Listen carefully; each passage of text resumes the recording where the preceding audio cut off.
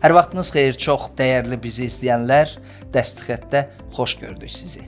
Alfa, beta nəslindən, onların rəqəmsal aləmə təmasından danışacağıq. Bu kimi, yəni ki, bu alətlərdən əgər əziyyət çəkirsə, yəni asılılığı artırsa, təbii ki, 25 yaşdan sonra bu daha da pisləşəcək. Və hətta deyirsiniz ki, sui-qəsdə qədər gedib çıxa bilər yəni. Bu əsas baxımlardan, yəni keçmiş olurlar və yəni sonra imtahan zamanında yəni böyük bir problemlərlə qarşılaşırlar. Analog həyatı yaşamaq hər adama nəsib olmayacaq.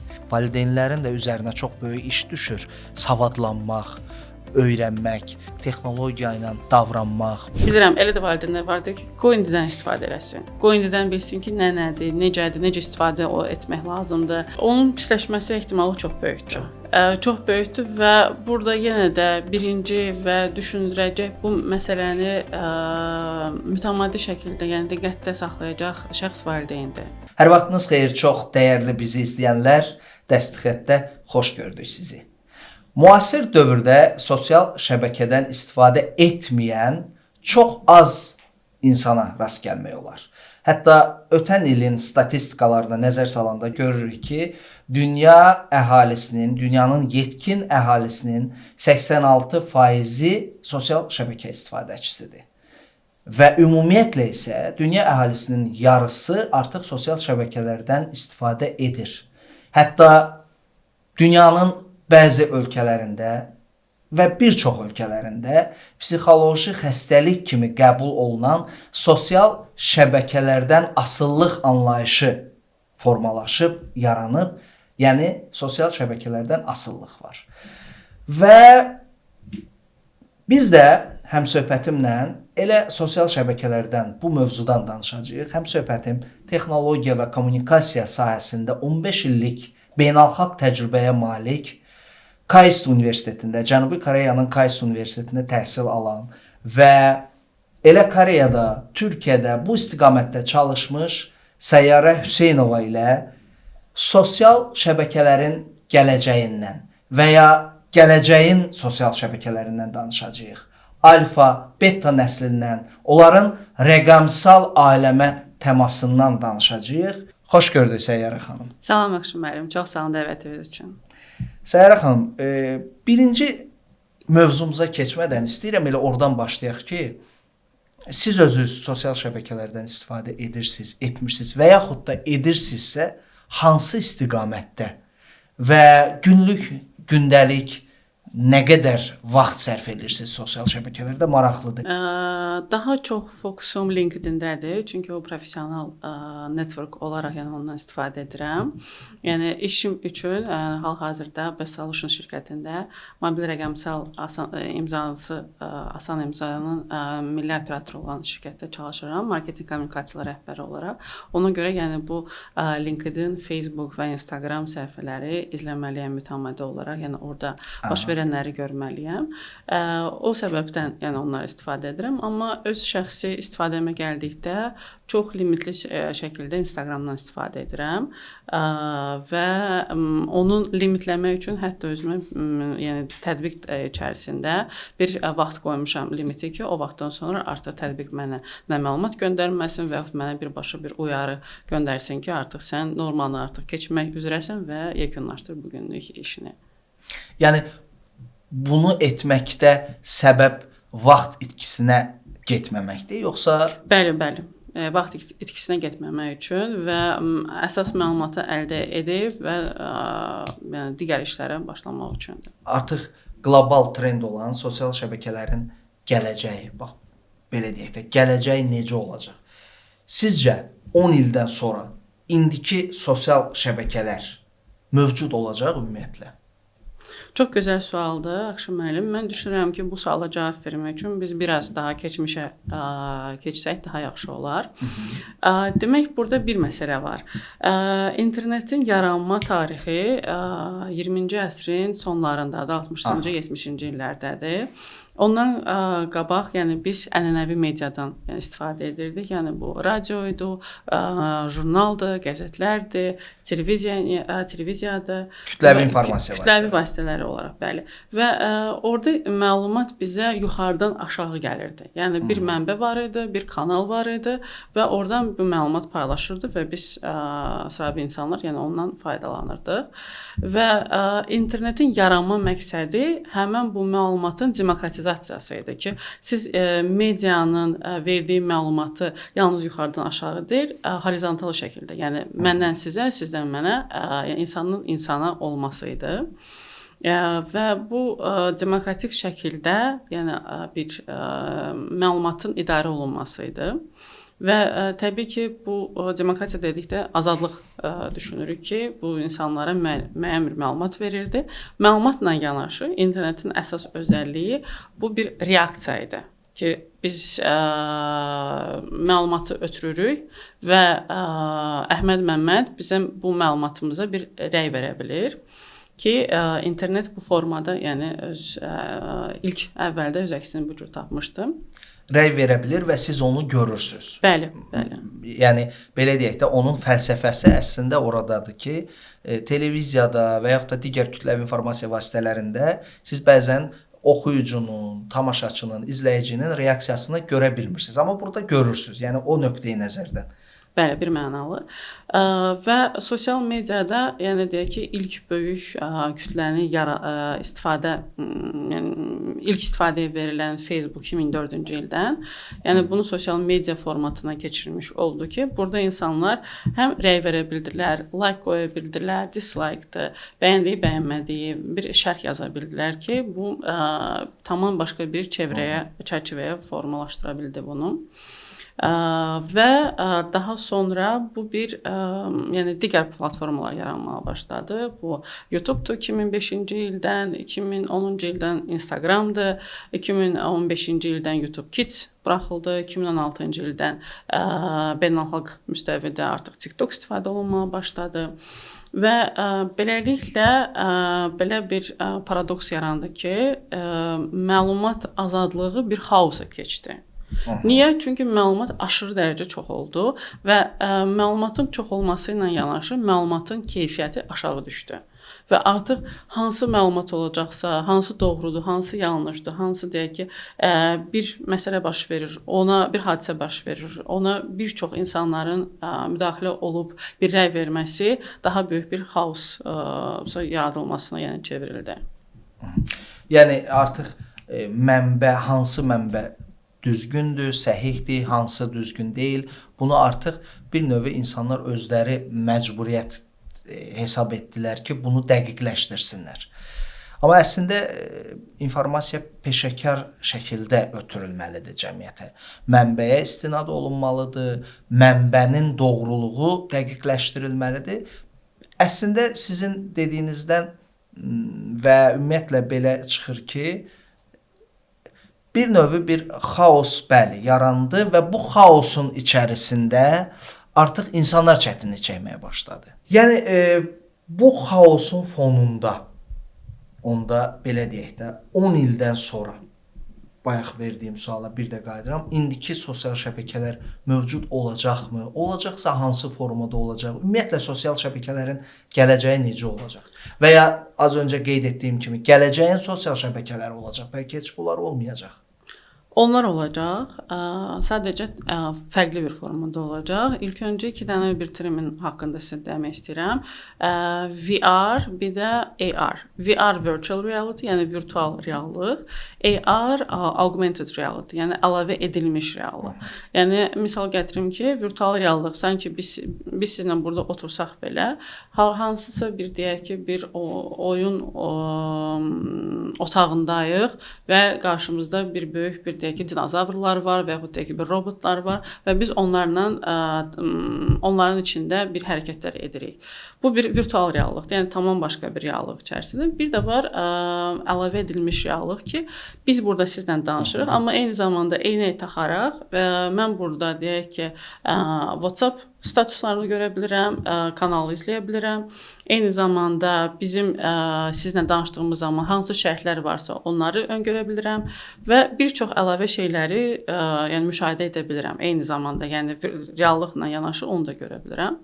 Və sosial şəbəkələr bu iki termindən çox yaxşı, yəni artıq istifadə etməyə başlayıbdı və 5 il, 10 il ərzində bu çox sıx şəkildə istifadə olunacaq ki, bunun misal üçün Mark Zuckerberg, Meta'nın qurucusu, bir eynəklər təqdim edibdi ki, hal-hazırda onlar çox bahalıdır. 10 mindən çox olan, yəni qiyməti var. Amma yəni vaxt keçdikcə onlarda da belə deyək də qiymətlərin azaldılması, bu Ray-Ban stilində olan eynəklərin formatına da çevrilməsi nəzərdə tutulur ki, artıq insanlar tam başqa bir reallıqda sosial mediadan istifadə edəcəklər. Yəni necə ki, biz sizlə tam başqa bir qitələrdə ola bilərik, amma bu virtual bir otaqda mənim harda oturduğumu, necə bir hərəkət etdiyimi, o səsin hansı tərəfdə olduğumun, gözün qapanmasını eşitmə imkanımız olacaq ki, o da bizim bu təcrübəni, müsahibə təcrübəsi olsun, sosial media təcrübəsi olsun, onu daha da genişləndirəcək, onu daha da sanki reallığa yaxınlaşdıracaq. Və sosial medianın gələcəyi bu iki amillərin istifadəsində olacaq və onunla yanaşı bir əsas məsələni yaddan çıxartmamalıyıq ki, bu daha çox nizam-intizam istəyəcək. Çünki niyə? Hal-hazırda biz deepfake-lərlə qarşılaşırıq. Süni intellekt peyda olunandan sonra bunu real insan mı edibdir, yoxsa yox, bu süni intellekt tərəfindən hazırlanan bir məsələdir. Ayırd etmək olar. Bəli, və ona görə də bu insanların informasiya savadlılığı, onların disiplini, onların texnologiyaya olan münasibətini daha da yaxşı öyrənərək, bu belə deyək də, bu elementlərin üzərində bir balans yaradaraq istifadə mümkün olacaq. Bəs bunu necə etmək olar? Məsələn, belə deyək də, bugün Azərbaycanda media ilə bağlı müəyyən təlimlər keçirilir, tədbirlər keçirilir, media savadlılığı müzakirə olunur. Bəs bu sosial şəbəkələrdə bax deyirsiniz də, bu dünyada mən ümumiyyətlə qlobal olaraq nəzər salmaq istəyirəm. Bu nizam-intizam deyirsiniz, disiplin deyirsiniz. Bu necə, hansı mexanizmdən özünü tapacaq, yəni təzahür edəcək? Bunu kim öyrədəcək və yaxud da necə olacaq? Bu haqda nə düşünürsünüz? Təbii ki, burada bir neçə mexanizmlər lazım olacaq. Bu medianın savadlılığının artırılması üçün birbaşa bu kanalların müdaxilə etməsi vacibdir. Amma eyni zamanda yəni düşünürəm ki, bu məktəblərdə, universitetlərdə bir vacib proqram kimi də keçirilməlidir ki, insanlar bunu vaxtında öyrənib bilsinlər. Yəni daha sonra bu problemlərə uğraşdıqda, yəni bir şeylər gördükdə, bu gec olmasın. Səyyarə xanım, siz dediniz, deməli bu virtual otaqdan danışdınız, gələcəyin sosial şəbəkələri. Xatırlayırsınızsa ki, təbii ki xatırlayırsınız, çünki siz bu sahədə çalışırsınız. Metaverse var idi bir müddət əvvəl. Elə Zuckerberg dediniz, oradan yadıma düşdü.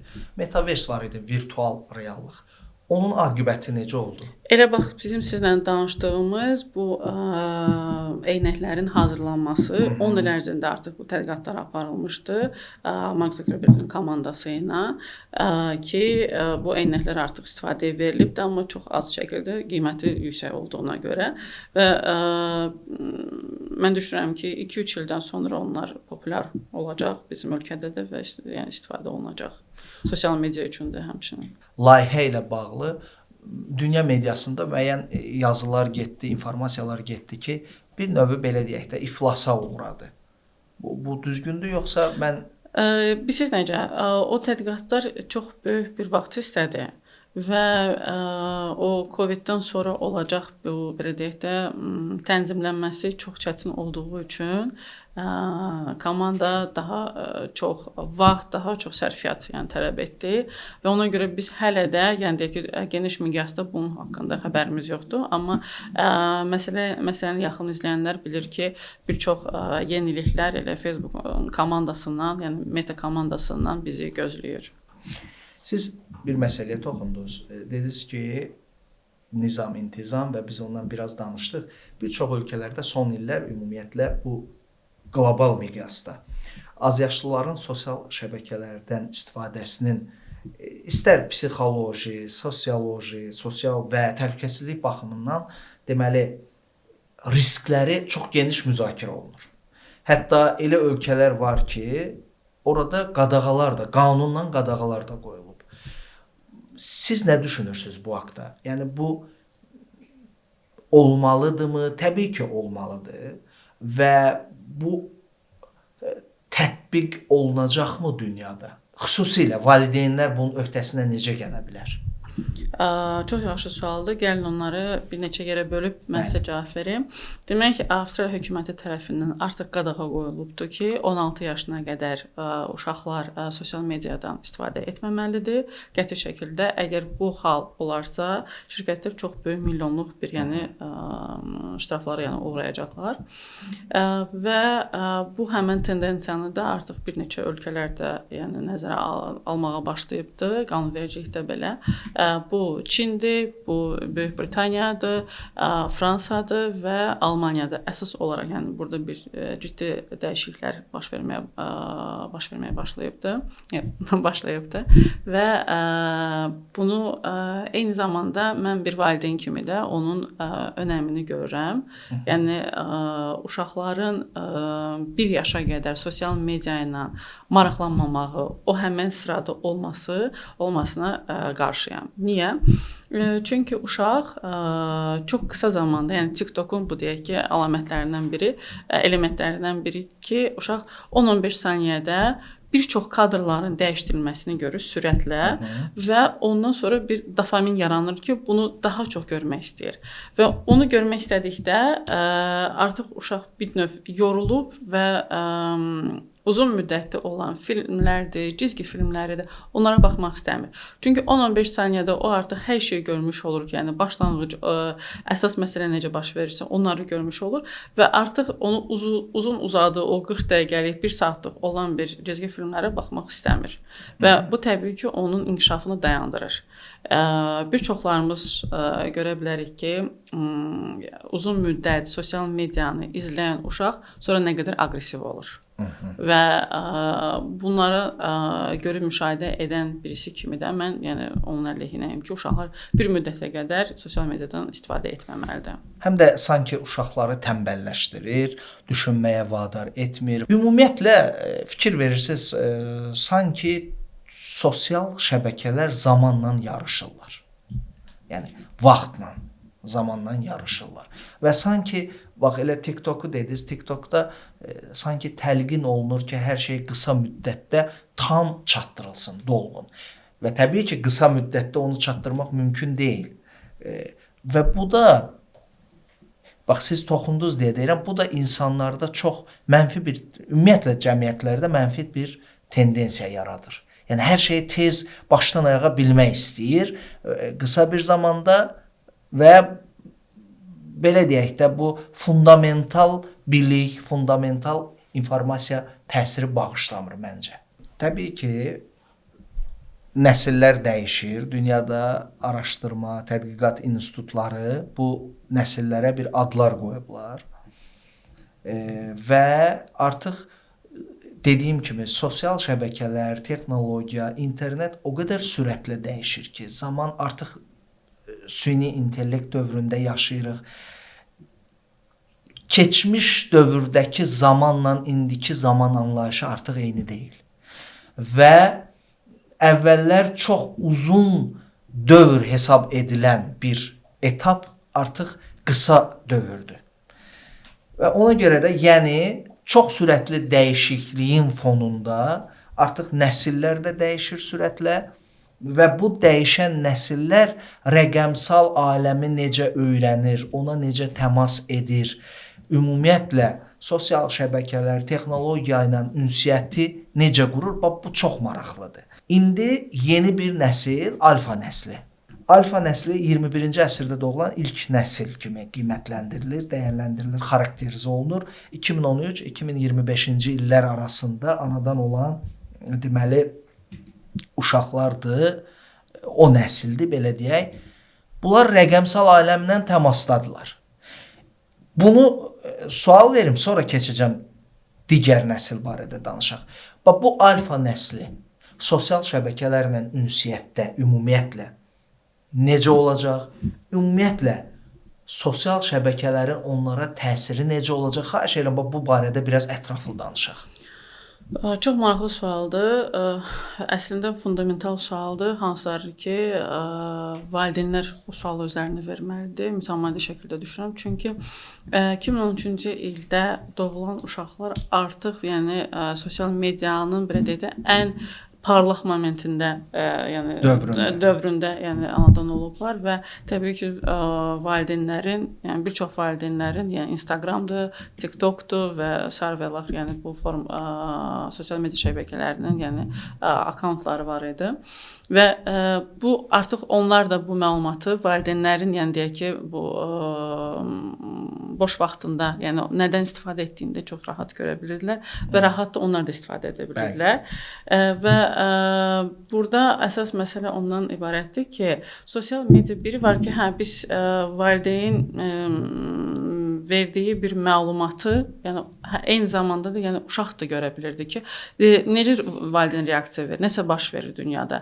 Bizə onu o cür o məlumatı bizə o cür çatdırırlar ki, istər-istəməz yəni insan da yəni özünü valideyn istər-istəməz öz süzgəcindən keçirir və o uşağın onu qavraya biləcəyini anlayaraqdan o informasiyanı təqdim edir. Bəli. Amma sosial şəbəkələr elə deyil. Buyurun, davam edin. Və daha çox burada uşaqların birbaşa yəni o TikTokun özündən istifadə etməsidir ki, bir çox elementlər gəlir. Bu body shamingdir, yəni zahiri görünüşün tənqididir. Yəni uşaqlar orada bir şəkillərini paylaşdıqda və kiminsə yəni tanımadığı bir insanların onlara rəy verməyi, mənfi rəy verməyi onlara yəni çox pis təsir və ilah ki biz gələk bu onların bu əsas keçid dövrlərində bu məlumatların belə bir şeylərin görməsi onları təbii ki yəni çox məyus edir və hətta mən sizə onu deyim ki, statistik məlumatlar onu göstərir ki, bir çox uşaq yəni həmin bu keçid dövründə sui-qəsdə belə yaratmışdılar və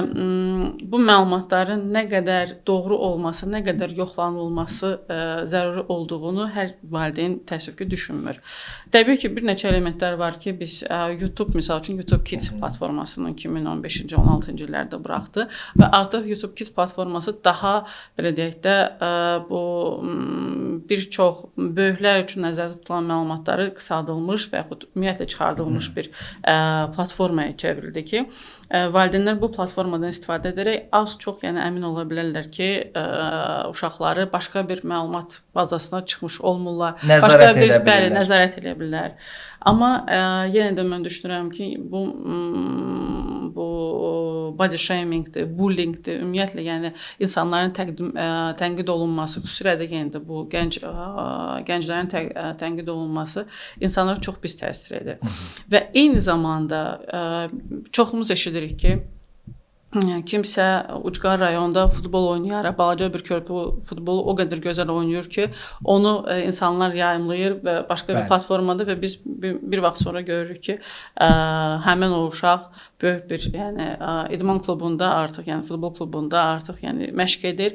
Bu çox gözəl təsiri də var, təbii ki, amma mənfi təsiri də var ki, biz düşünürəm ki, sizdə də olubdur, bir çoxları da, yəni bizi izləyənlər bir çoxları da müşahidə edir ki, sosial mediada bir valideyn yanında uşaq durub deyir ki, bəs uşağım çox dəhşət bir xəstəliyə yoluxubdur, ona kömək lazımdır, dəhşət çox miqdardır və bir çoxları bu vəsaiti köçürdükdən sonra bir müddət sonra anlayırlar ki, bu bir yanlış idi. Və düşünək ki, bunu bir uşaq görür, ona münasibət necə olur, onun yəni bu dünya görünüşünə necə bunlar təsir edir və bu sualları özümüzə verdikdə nə qədər bir o deyək ki, çətinliyə o uşağı gətirəcəyini də yəni başa düşə bilərik.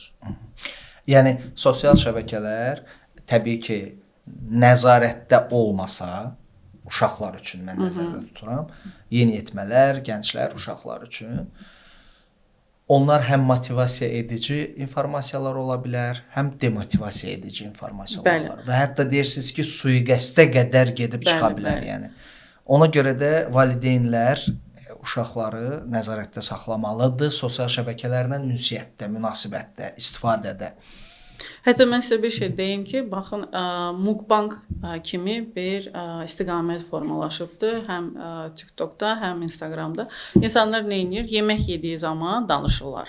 Aha. Yəni yemək yediyi zaman digərləri ilə bu yeməkləri belə deyək də bunlara baxmaq çox maraqlı olsun deyə hansısa bir münaqişələrdən danışırlar, hansısa fərqli bir xoşa gəlməz bir anlardan danışır. Amma eyni zamanda bu bir trigger yaratdığı üçün bu insanların mali imkanları da çoxalır həmin bu platformalarda. Və uşaq düşünmür ki, hə mən institut oxumalıyam, bir şeylər etməliyəm, yəni üzərimdə çalışmalıyam. Deyir ki, hə okeydir, mən kamera qarşısında yemək yeyim, kifayət edir də. Və beləcə də bir asan yolla bunu edim. Və mən belə deyim ki, ən rahat bir, ən belə deyim də etik bir formasını deyirəm. Amma elələri var ki, düşünür ki, okey mən qarşıma bir make-up eləyirəm, makiyaj eləyirəm, qızlar düşünür.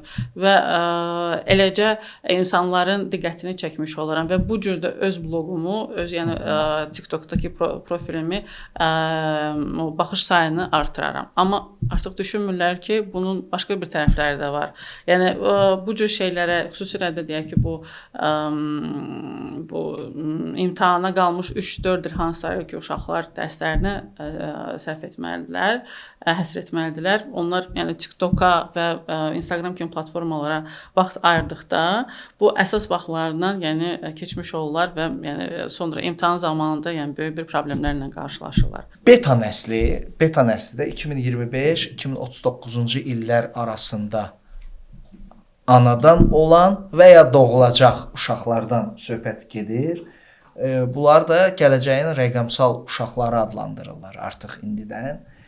Sizcə həmin nəslin ünsiyyəti indiki nəsildən, bizdən, təbii ki bizim nəsildən və bizdən sonra gələn alfa nəslindən, Z deyirlər də ona, düzdür? Z nəslindən fərqləri nə olacaq? Çünki onlar birbaşa rəqəmsal aləmlə birbaşa ünsiyyətdə doğulurlar demək mümkünsə. Yəni tutaq ki, biz təsəvvür edək biz özümüzü və bizdən öncəki insanları, bizdən öncəki nəsli, biz nələrisə müəyyən bir yaş həddinə çatandan sonra öyrənməyə başladıq. Və təbii ki, o bizim üçün çox da asan olmadı. Çünki bizim üçün, bizim nəsil üçün tamamilə yenilik idi. Və müəyyən bir yaş həddindən sonra öyrənməyin də çətinliklərini nəzərə alsaq, bizim üçün tamamilə yenilik idi. Amma indiki beta nəsli birbaşa, necə deyərlər, elə virtual aləmin içinə gəlirlər dünyaya. Bu nəsillə yanaşı, bu nəslin istifadə edəcəyi süni intellekt modelləri olsun, sosial şəbəkələr olsun, bunlar hansı formada olacaq? İndidən təsəvvür etmək mümkündürmü? Çox maraqlı sualdır, Akşin müəllim. Mən düşünürəm ki, bu beta nəsli, alfa nəsli kimi təbii ki, ondan bir çox şeyləri götürmüş olacaq. Çünki onlar da yəni bu vaxtda doğulmuşdular ki, yəni sosial media var idi. Amma mən düşünürəm ki, onlar daha çevik olacaq. Onlar daha bacardıqlarını daha tez dünyaya gətirmiş olacaqlar ki, okey, onlar hansı elementlərin nəyə gətirəcəyini, hansı imkanların, hansı bacarıqların hansı imkanları gətirə biləcəklərini, bax, onlar çox yaxşı biləcəklər. Çünki biz hələ də öyrənə gedirik ki, hə, bunu etsəkmi alınacaqmı, bunu etsəkmi alınacaqmı, alınmayacaq, hansı formada davam edəcək. Amma bu beta nəsli artıq bu təcrübəni özündə daha yaxşı görüb, daha bu süni intellekt alətləri ilə fərqli, daha yüksək bir formaya gəlmək imkanları da var deyə düşünürəm. Amma son illər belə bir fikirlər ortaya atılır ümumiyyətlə dünyadakı yeni nəsillər əvvəlki nəsillərlə müqayisədə IQ səviyyələri aşağı düşür. Bu da az öncə sizin də vurğuladığınız kimi Reelslər, qısa TikTok deyək ki, görüntüləri, qısa çarxlar, görüntülər, videolar, Reelslər, bunlar sanki insanları düşünməkdən çəkindirir. Yəni dərin düşünməkdən çəkindirir. Və belə olan halda deyirlər ki, insanların, yeni nəslin IQ səviyyələri aşağı düşür. Yəni bir növ o qədər informasiya doludur ki, dünya, informasiya belə demək mümkünsə çirkliliyidir, bolluğudur. İnsan beyni artıq bunu qəbul edə-edə bir növ körtalır. Bu fikirlə razısınız? Baxın, nəzər salaq indi çıxan filmlərə, Hollywood filmlərinə. Onların əksi action filmləridir. Demək olar ki, orada istifadə olunan sözlər çox azdır və yaxud çox sadədir. Niyə? Çünki insanlar artıq, yəni sizin dediyinizə qüvvət, yəni ondan istifadə etmək istədiyi söz bazaları təbii ki, azalacaq. Və burada bir mexanizmlər olmalıdır. Yəni bu elm tərəfindən nələr dəstəklənəcəksə, dövlət tərəfindən hansı qadağalar qoyulacaqsa və yaxud deyək ki, insanların hansı biliklərə sahib olması lazım olacaq. Yəni onlar da mütləq şəkildə qeyd olunmalıdır ki, bu uşaqlar, yəni o birbaşa gələcək məlumatların, yəni düşünüb bir ərsəyə gətirməkləri də önəmlidir. Niyə? Çünki elə baxın bizim dünyamızda taksi 2-3 dəqiqə gec gəldikdə narahat qalırıq. Yeməyi sifariş verdikdə 2-3 dəqiqə gecikdə narahat qalırıq. Yəni artıq biz özümüz də istəsək də istəməsək də bu dünyanın bu tezliyin bir ayrılmaz bir hissəsi. Sadəcə nə etməlidir valideyn? O uşağın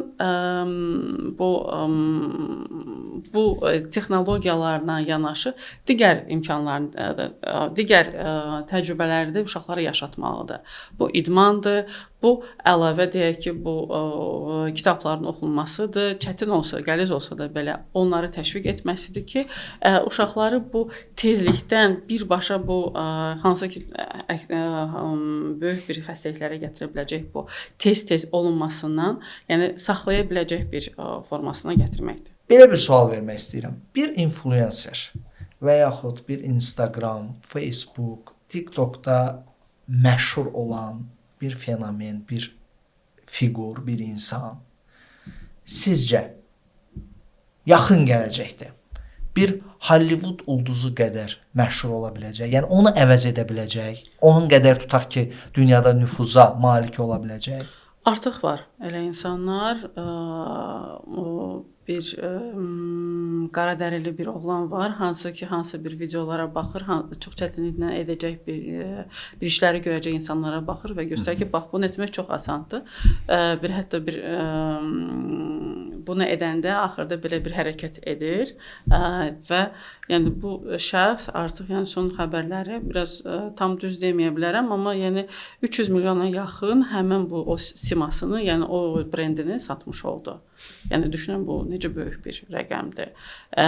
Bu və bir araşdırma olunmuşdu ki, TikTokun deyək ki, direktorun aldığı illik maaş nə qədər idi və TikTokda mukbang aparan və yaxud hansı belə gülünc hərəkətlərlə məşhurlaşan hansısa bir şəxsin aldığı maaş onun maaşını 10 dəfə, 20 dəfə daha çox bir gəliri yəni göstərmiş olurdu və bunlar hamısı açıqdır. Siz də yəni daxil olub baxa bilərsiniz. Yəni bu təkcə bu deyil. Yəni o qədər nümunələri mən sizə deyə bilərəm ki, insan yəni heç bir ağlını kəsməyən bir şeyləri gördüyü ki, bunlar necə baş verir, düşünür ki, belə bir şey dünyada ola bilməz, amma reallıq elədir ki, heç də elə deyil. Bizim bəyənmədiyimiz, hətta bir nümunə sizə deyim ki, bizim bir müğənnilər var ki, yəni çox belə zahiri görünüşdən, yəni çox belə deyim, bizim etik normalardan uzaqdılar. Amma insanlar onlara baxdıqda, öz tanışlarını göndərdikdə onların baxış sayılarını artırır, profillərini daha da yəni belə gücləndirir. Daha çox insanlara daha sonra alqoritmlər göstərmiş olur. Və o şəxslərə, yəni mesajım odur ki, sizin bəyənmədiyiniz bir təbii ki, hamımız az çox yəni yenə də sosial şəbəkələrdən istifadə edirik. Bəyənmədiyiniz bir video olduqda, bir çarx olduqda onu lütfən heç kəsə göndərməyin. Çünki onu göndərməklə, ona baxaraq siz o baxışların sayını çoxaldırsınız və bu əgər əvvəl 10 nəfərə göstərilirdisə, sizin baxışınızdan bu daha çox 20 nəfərə göstərəcək və beləcə də yəni bu artacaq. Ona görə də onlara baxıb o həmin fenomenləri baxmayaraq o fenomenləri azaltmaq lazımdır ki, çünki alqoritmlər təbii ki, necə işləyir? Biz nəyə çox baxırıqsa, bir çox o mövzuda bizə bir çarxları göstərir.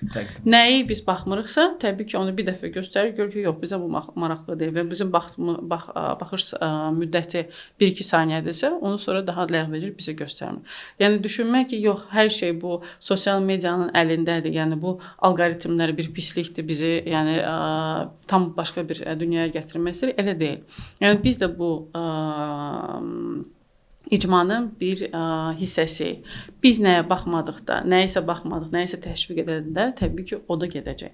Ona görə yəni nəyisə üzərinə dislike qoyanda və yaxud mənfi rəy yazanda ki, yox, belə şeylər qəbul edilməzdir. Düşünün ki, siz bunu yazaraq daha çox bu rəylərin, bu kimi videoların artmasına yəni səbəb olursunuz. Yəni bax bunu mütləq şəkildə yəni hər birimiz düşünməlidir. Və eyni zamanda texnologiyaya asıllıqdan çəkilməkdir, bəli. Çox maraqlı bir məqama toxundunuz.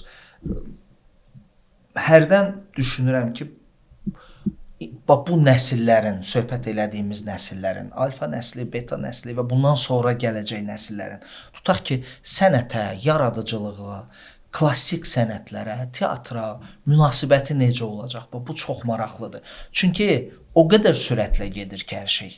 Və dediyiniz kimi bəsitləşə gedir. Açığı deyim ki, yəni onun pisləşməsi ehtimalı çox böyükdür. Çox böyükdür və burada yenə də birinci və düşündürəcək bu məsələni mütəmadi şəkildə, yəni diqqətdə saxlayacaq şəxs valideyndir ki, onu qoymamalıdır və bir sıxlıqla, bir tezliklə o əsas məqamları uşaqlara çatdırmaqdır. Çünki dediyim kimi, yəni ona tərəf gedirik ki, hər şey çox tez olacaq.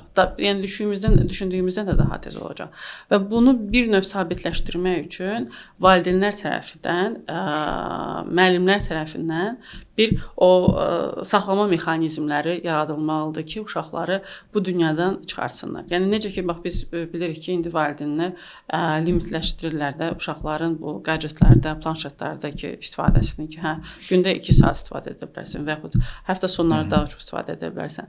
Bu da bir növ belə deyək də o uşaqla valideyn arasındakı olan münasibətlərini formalaşdırır. Hardasa bu konfliktlərin olmasını da təbii ki yaradır. Yəni daha çox konfliktlər yaranır.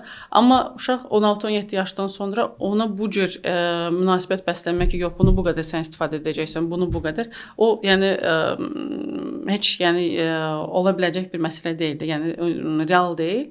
Ona görə də yəni düşünürəm ki, yenə də valideyn təməldən, yəni uşağın doğulmasından əvvəl, hətta yəni okey, doğulandan sonra düşünməlidir ki, mən nələr eləyəcəm uşağı üçün ki, bu tendensiyaları, yəni çox tez-tez artan bu sosial mediada olan maraqdır və s. və yəni onları bir növ sabitləşdirə biləm. Çünki bilirəm, elə də valideynlər vardır ki, qoy indidən istifadə eləsin. Qoy indidən bilsin ki, nədir, necədir, necə istifadə etmək lazımdır. Amma onu düşünərək də digər bu mexanizmləri düşünmür ki, yəni bunları çox rahat şəkildə uşağa planşet verdikdə onun nəyə daxil olduğuna, nəyə baxdığını yəni artıq valideyn görə bilmir. Nə qədər də o müəyyən bir limitlər qoysa da, yenə də uşaq yəni bacarır o limitlərdən çıxıb bir hansısa onu məyus edəcək bir elementlərə, bir reelslara baxmağa. Bir növü standart bir nəzarət mexanizmi yoxdur.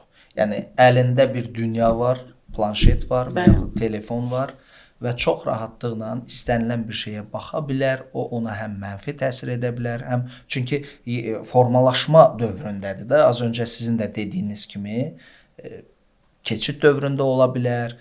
Bilirsiniz, bununla yanaşı uşaqlarla yanaşı valideynlər də bu mövzuda əslində valideynlərin də üzərinə çox böyük iş düşür.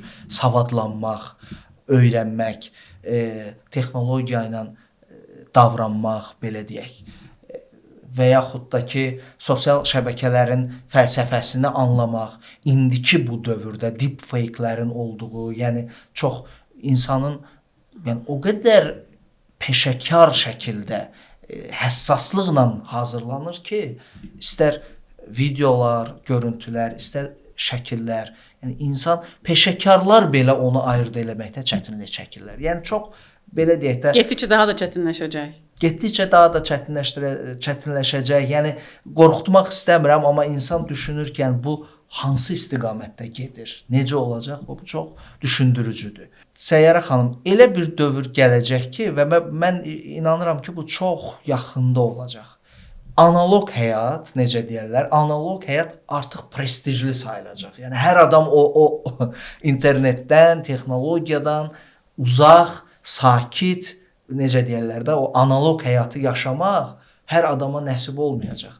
Yəni əvvəllər necə tutaq ki, keçmişdə avtomobil ala bilən, sonrakı dövrdə kompüter ala bilən, internetə bağlanan, sosial şəbəkələrdən istifadə edən, çünki bunlar dövr etap-etap gedib də, bu insanlara bir növ belə deyək də, varlı, imkanları geniş adamlar kimi baxırdılar. İndi tərsinə olacaq. Yəni uşaqları niyə valideynlər yay tətili zamanı rayonlara göndərirlər ki, onlar bütün bu baş verənlərdən, şəhərin səs-küyündən, sosial mediadan uzaq dursunlar. Yəni bu cür beyin artıq düzgün istiqamətdə formalaşmağa başlayır.